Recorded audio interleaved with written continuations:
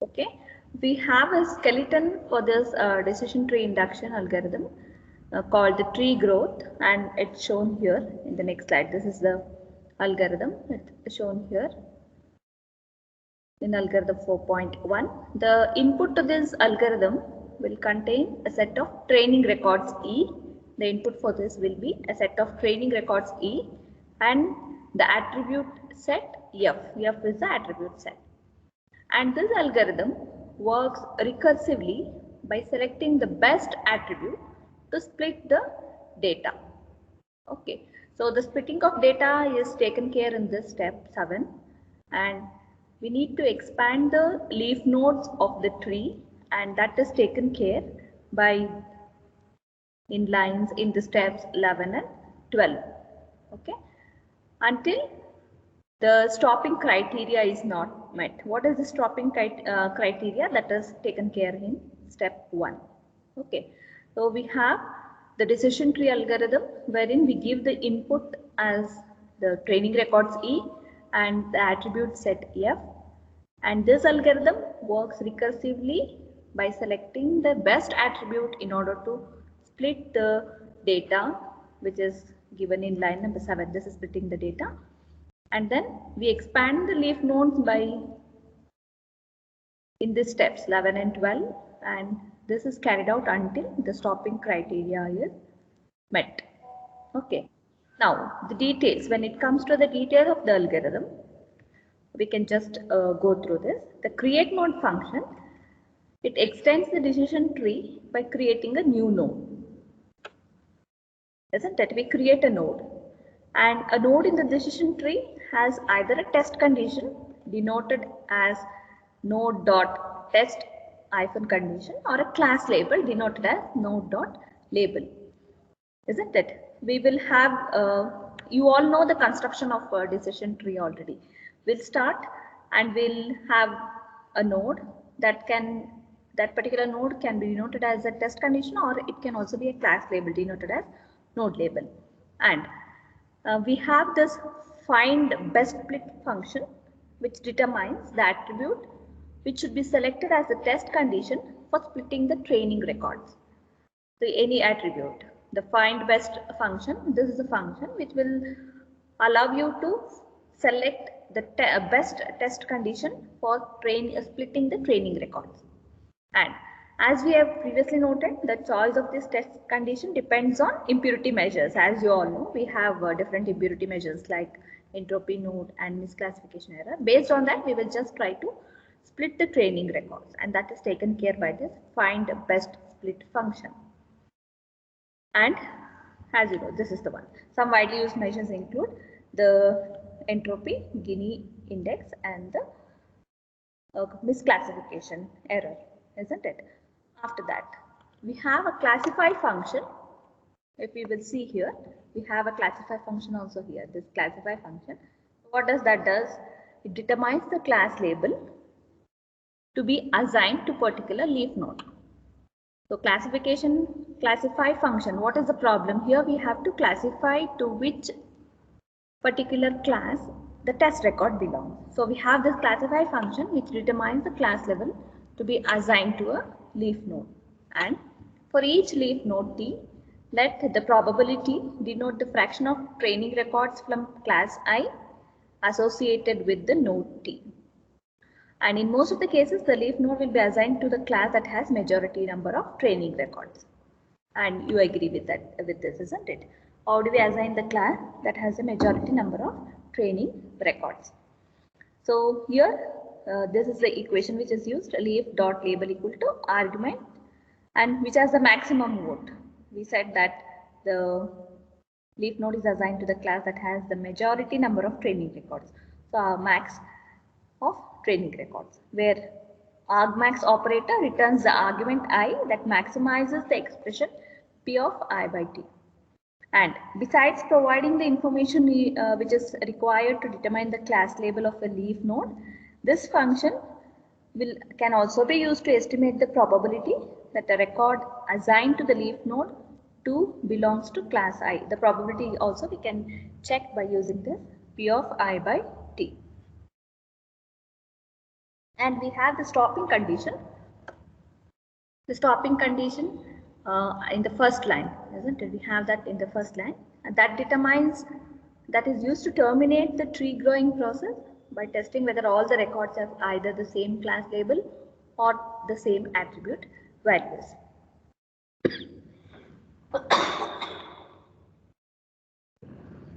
So the stopping condition is used to terminate the tree growing process, which is the other way to terminate this. One more way to terminate the recursive function is to test whether the number of records have fallen below some minimum threshold. And after building the decision tree, a tree pruning step can be performed to reduce the size of the decision tree. So, decision trees that are too large are susceptible to a phenomenon known as overfitting. If it is too large, we use a phenomenon called overfitting will be used in order to prune the size of the decision tree. Okay, so this is about building the decision tree. So once we build the decision tree, then only tree pruning.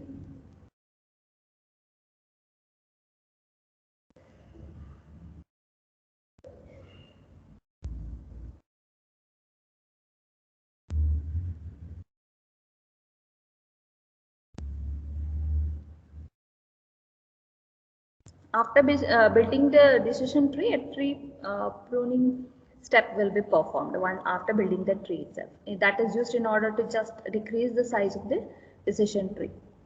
Okay. So what does pruning helps in? It helps to trim the branches of the initial tree and in order to improve the generalization capability of the decision tree. Okay. And the issues with overfitting and tree pruning, we'll discuss it later.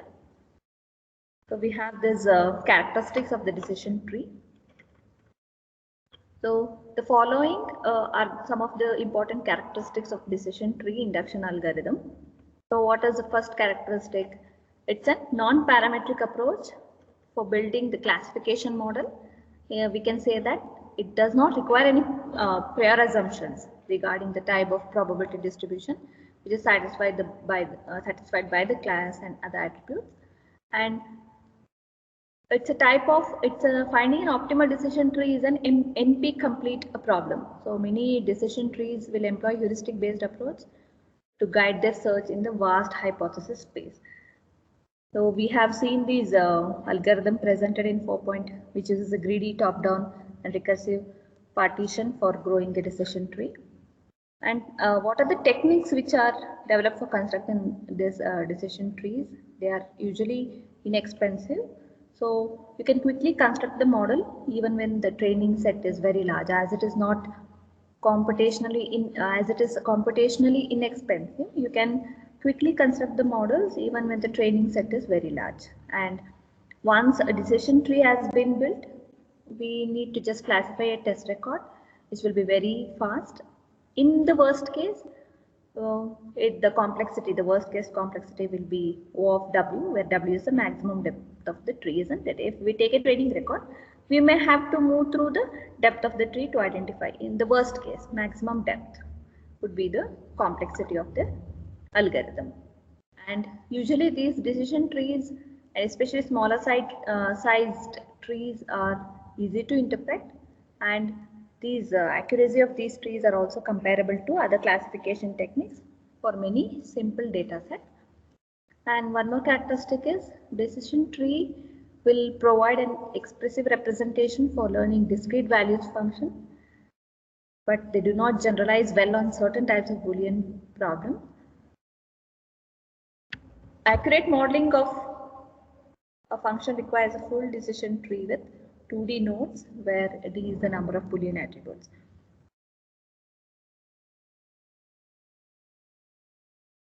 So these algorithms are robust to the presence of noise, especially when methods for avoiding overfitting. Decision tree. It's what is overfitting? It's just a phenomena where the decision tree will be too large, isn't it? So in that case, it may these algorithms are robust to the presence of noise. And the presence of redundant attributes. If you have any redundant attributes, they do not affect the accuracy of the decision tree. So redundancy, this doesn't matter here. An attribute is redundant if it is strongly correlated with another attribute in the data. Or when do you say it is redundant? If it is correlated with another attribute in the data. And most of the decision tree algorithms will employ a top-down recursive partitioning approach, and the number of records as they become smaller when we traverse down the tree. At the leaf node, the number of records as they are reducing, obviously at the leaf node the number of records will be too small to make a statistically significant decision about the class, and this is known as a data fragmentation problem. And a possible solution for this is to disallow further splitting when the number of records falls below a certain threshold. So only we will have combination, isn't it? If you remember, we had single divorce club together when compared with your married. So at that time you would have gotten doubt, and we had told and we had discussed also that as the tree becomes bushy, and also when we move forward, the number of records will be very the number of records. See, that is what this says. The number of records may be too small to make a statistically significant decision. We will see to that. We will set some threshold value, and we will not split the records if once that threshold value is reached. Okay.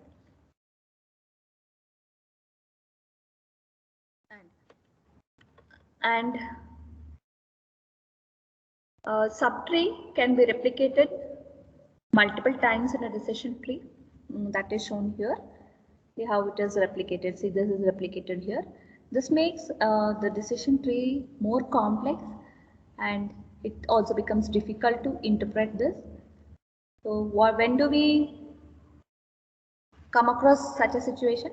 Such a situation will arise when decision tree implementation can arise from decision tree implementations that rely on a single attribute test condition at each internal node. That is what it is. You can also come up with duplicates if you rely on using single attribute for a test condition.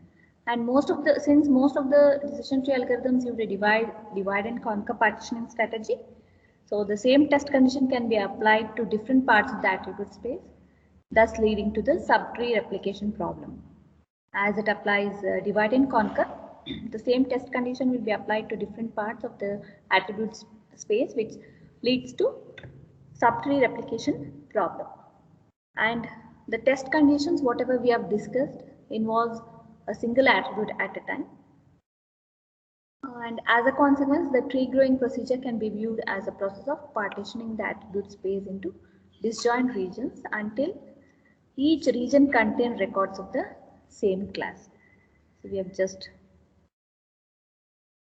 divided until each region contains records of the same class. If you will notice this, you can just see that we have records belonging to the same class in each region. And the border between these neighbors, neighboring regions of different classes, and that is known as a decision boundary. This is known as the decision boundary. And as the test condition involves only a single attribute, and these decision tree boundaries are rectilinear, that is parallel to the coordinate axis. They are parallel to this coordinate axis. And this limits the expressiveness of the decision tree representation for modeling complex relationships.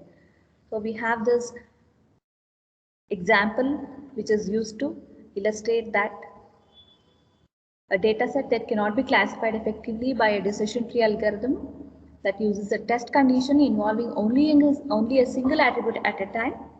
So this is the one example for a decision tree which is using a single attribute as a test condition. In this case, an oblique decision tree can be used to overcome this limitation because it allows a test condition that involves more than one attribute.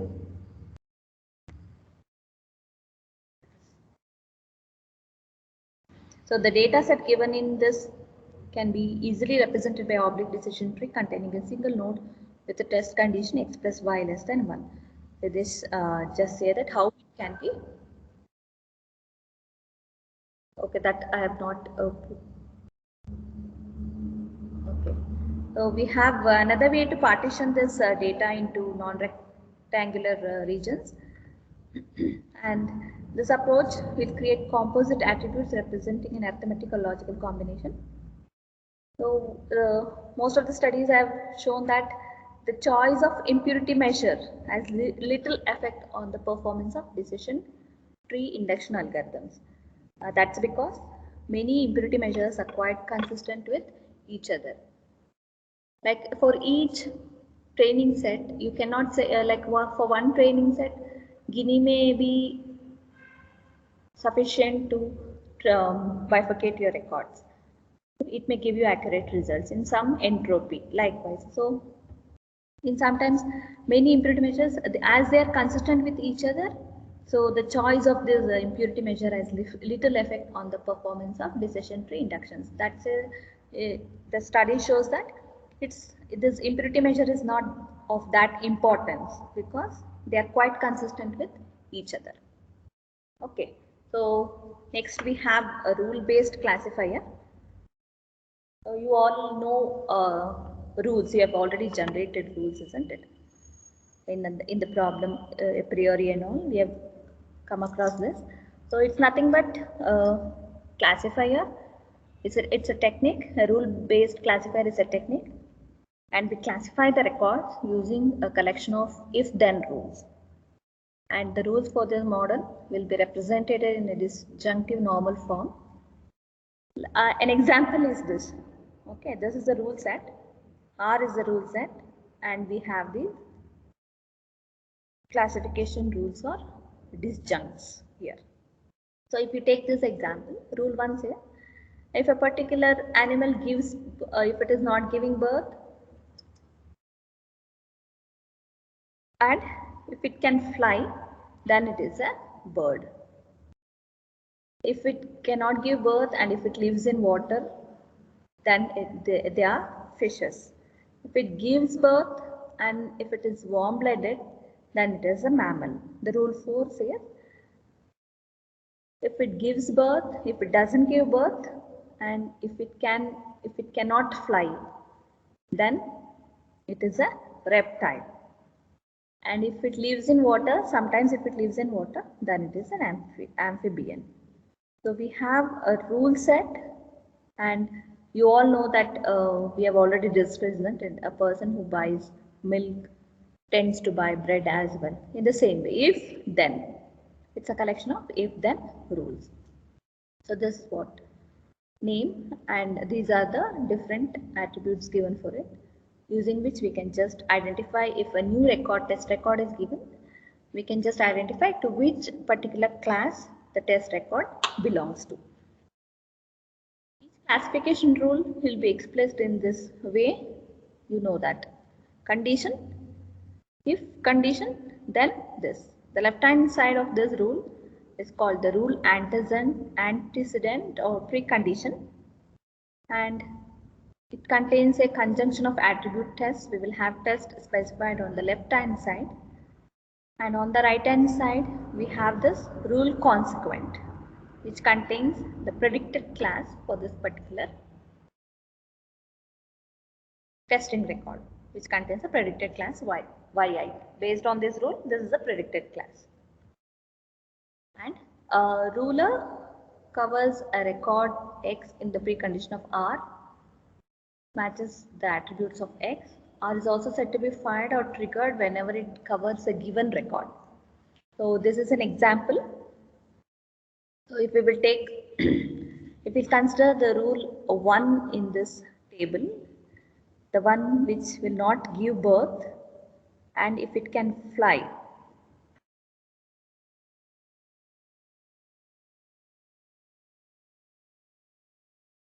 See, we have taken this hawk. These are the attributes which are given for two vertebrates, hawk and grizzly bear. So it's a warm-blooded animal. It doesn't give birth. It can fly. So this belongs to the class bird. Yes. See here, blood type is warm, and it doesn't give birth. It can fly, and it doesn't live in water. So it belongs to the class bird. If we will look into this table, isn't it? It belongs to birds. Then we have one more test record, grizzly bear, which is a warm-blooded, which gives birth, which cannot fly and it doesn't live in water.